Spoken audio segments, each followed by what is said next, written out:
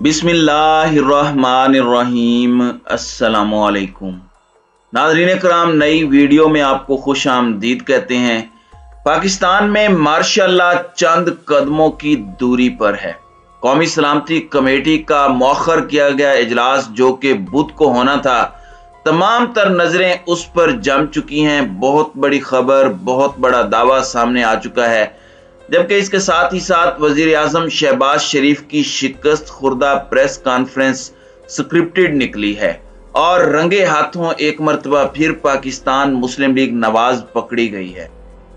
नाज़रीन कराम, इस वक्त एक जानिब तो ऑडियो लीक्स के स्कैंडल ने पाकिस्तान की सियासत में भूचाल मचा रखा है और पाकिस्तान के जो सिक्योरिटी ऑपरेटर्स हैं और साइबर सिक्योरिटी, जिसे हम अनफॉर्चुनेटली बहुत लाइट लेते थे, उस पूरे सिक्योरिटी ऑपरेटर्स को भी हिला कर रख दिया है। बल्कि अगर ये कहा जाए कि बुनियादों में जलजले आ चुके हैं तो ये कहना गलत नहीं होगा। इसके बहुत ज्यादा पॉलिटिकल इम्प्लीकेशंस होंगे, बहुत से सियासी लोग बेनकाब होंगे, लेकिन मुल्क की सियासी सिक्योरिटी और नेशनल सिक्योरिटी और इंटरनेशनली जो हमारे ताल्लुकात हैं, उन पर बहुत से सवालात खड़े होंगे। एक जानिब ये सब हो रहा है तो वहीं दूसरी जानिब बैकडोर रवाबित, बहुत सी कोशिशें और यहाँ तक कि जो इंतखाबात हैं उनके हवाले से चीज़ें सामने आ रही हैं।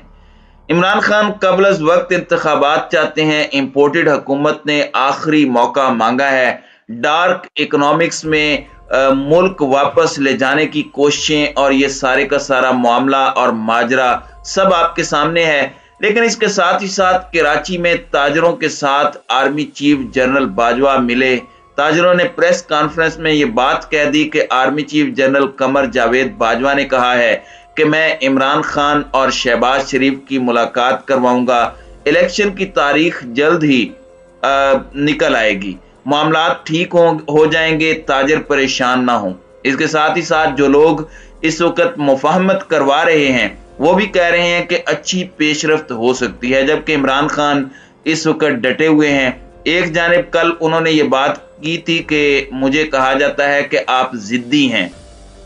इसके साथ साथ इमरान खान ने पेशावर में कन्वेंशन से खिताब किया और कहा कि मेरा आने वाला लॉन्ग मार्च और धरना ये आखिरी होगा, इसके बाद और कुछ नहीं होगा। इसके बाद मुल्क में सिर्फ और सिर्फ एक काम होगा और वो होगा साफ शफाफ इलेक्शन, यानी फ्री एंड फेयर इलेक्शंस होंगे और हकीकी आज़ादी के लिए कौम निकलेगी। मुसल्लत किए गए गुलामों के खिलाफ कौम को बाहर लाऊंगा। याद रखें कि जालिम आदमी हमेशा बुज़दिल होता है और ये भाग जाएंगे। दूसरी जानिब शहबाज शरीफ ने प्रेस कॉन्फ्रेंस की काफ़ी बातें की, अपने अमेरिका के दौरे को कामयाब दौरा करार दिया।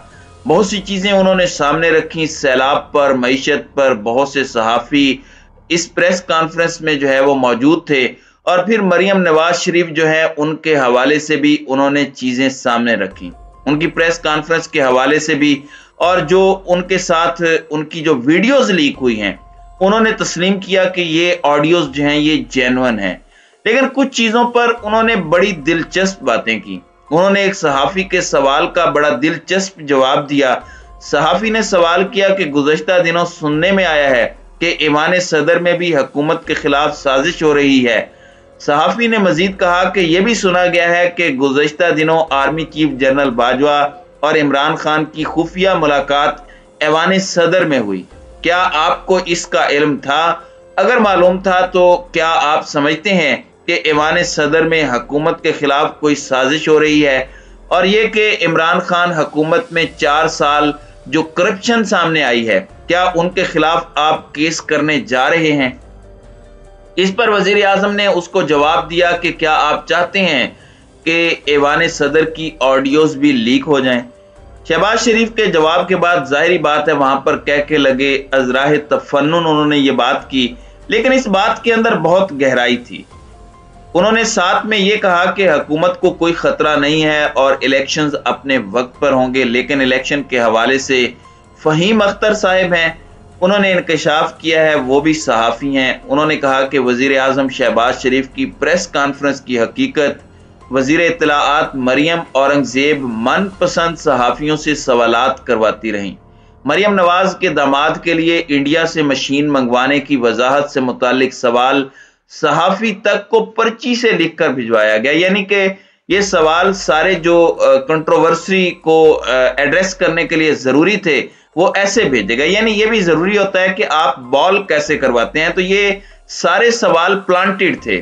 مجھ سمیت کئی صحافی سوال کرنے کی کوشش کرتے رہے لیکن مائک نہ دیا گیا، یعنی کہ پہلے سے یہ ڈیسائیڈڈ تھا کہ کس صحافی کو مائک دینا ہے اور کیا معاملات کرنے ہیں۔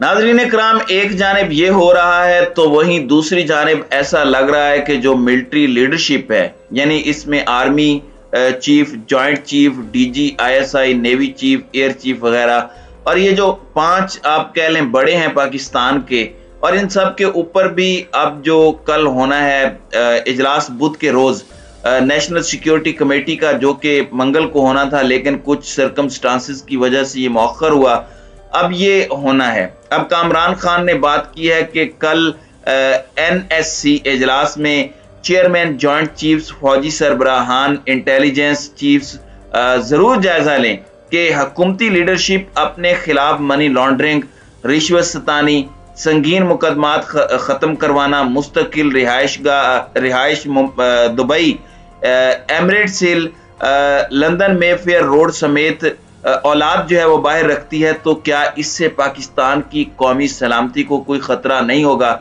یعنی اب یہ سوال ہونا شروع ہو چکا ہے اور اس حوالے سے باتیں ہونا شروع ہو چکی ہیں۔ عمران خان نے ان 5 جو بڑے ہیں پاکستان کے، ان سب کی تصاویر بھی لگائیں۔ صابر شاکر نے وہی تصویر لگا کے لکھا کہ کیا مادر وطن پاکستان کے ساتھ جو کچھ ہو رہا ہے اور کیا کیا کیا جا رہا ہے وہ درست ہے؟ کیا ہم اپنے گھر، اپنا کاروبار ایسے چلاتے ہیں؟ اللہ کو حاضر ناظر جان کر اپنے دل پر ہاتھ رکھ کر پوچھیں، اور جو صدا آئے اس پر لبیک کہیے گا۔ ہر طرح کے دنیاوی خوف سے آزاد ہو کر فیصلہ کریں، کوئی مائی کا لال ذرا برابر نقصان نہیں پہنچا سکتا۔ صابر شاکر نے یہ بات لکھی، لیکن اس کے ساتھ انہوں نے army chief, air chief, navy chief, joint chief اور D G I S P R کی تصاویر لگائیں۔ ان سب کے اندر کامران خان نے کہا کہ مجھے ایک بہت ہی highly placed government of Pakistan کے آفیشل نے ایک بات بتائی کچھ دن پہلے، اور اس بات کو بتانے کی وجہ سے جو نیشنل سیکیورٹی کمیٹی کی میٹنگ ہے وہ بہت زیادہ ڈیسائیسو ہو سکتی ہے، فیصلہ کن ہو سکتی ہے۔ یعنی اب معاملات جو ہیں وہ شاید اس میٹنگ میں صرف آڈیو لیکس تک نہ رہیں بلکہ اس سے بہت آگے جائیں۔ کامران خان کو جو بتایا گیا وہ میں آپ کے سامنے رکھ دیتا ہوں۔ کامران خان نے کہا کہ انہیں یہ بتایا گیا کہ Kamran Khan, mark my words, میرے الفاظ لکھ لیں، if the current political mess isn't fixed، یہ جو سیاسی گند ہے اس کی اگر صفائی نہیں ہوتی، rapidly the country is disable away from the martial law، یعنی کہ ملک 1 انچ دوری پر ہے مارشل لا سے۔ اور اس تناظر میں کامران خان نے یہ بات کہی ہے، اور ظاہری بات ہے ان کے بہت اچھے سورسز ہیں ملٹری اسٹیبلشمنٹ میں بھی اور دیگر بیوروکریٹ ڈپارٹمنٹس میں بھی۔ تو کامران خان نے این ایس سی میٹنگ کے ساتھ اسے لنک کیا ہے کہ جو نیشنل سیکیورٹی کمیٹی کی میٹنگ ہے اس میں کچھ میسیجنگ ہو سکتی ہے، اس میں گورنمنٹ جو کہ اس وقت ڈٹی ہوئی ہے کہ ہم نے الیکشنز نہیں کروانے، اگرچہ اعلامیہ میں یہ سب چیزیں نہیں آتی لیکن نظریں اس وقت جم چکی ہیں، سٹیٹس ہائی ہو چکا ہے۔